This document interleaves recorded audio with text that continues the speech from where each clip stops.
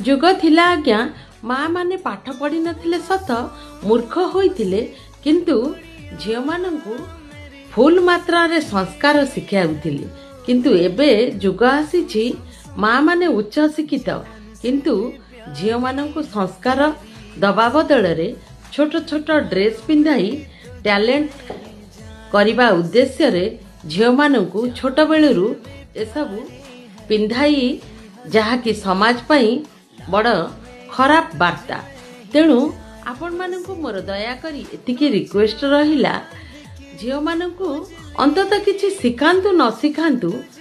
आपण संस्कार फुल मात्रा रे सिखांतु जहाँकि झियो को नहीं एभली ड्रेस पिंधाई आपण जो टैलेंट